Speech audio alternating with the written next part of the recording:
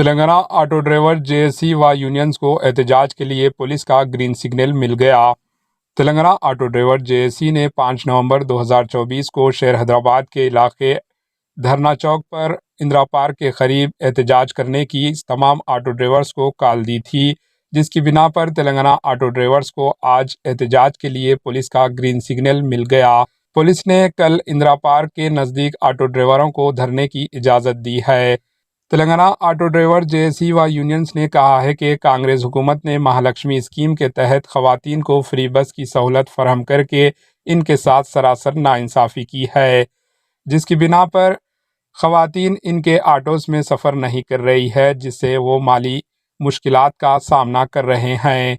کئی auto drivers کا کرایہ تک نہیں نکل پا رہا ہے، جس کے مکان کا کرایہ نہیں نکل پا رہا ہے، آٹو کا کرایہ نہ نکل پا رہا ہے۔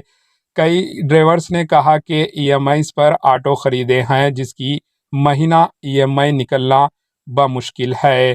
آٹو ڈرائیورز نے اس اسکیم کی وجہ سے خودکشی کرنے والے آٹو ڈرائیورز کے افراد خاندان کو حکومت سے 10 لاکھ روپے ایکس گریشیا دینے کا مطالبہ کیا، اور انہوں نے کہا کہ مہالکشمی اسکیم کو بند کریں تاکہ آٹوز میں خواتین سفر کر سکیں اور وہ مالی پریشانیوں سے درست ہو سکیں۔ آٹو ڈرائیورز نے کل اندرا پارک پر اجازت دینے پر خوشی کا اظہار کیا اور کہا کہ وہ اس دھرنے کے ذریعے حکومت تک ان کی آواز پہنچائیں گے۔ Bureau report AHN news. AHN news کو لائک کریں، شیئر کریں اور سبسکرائب کرنا نہ بھولیں۔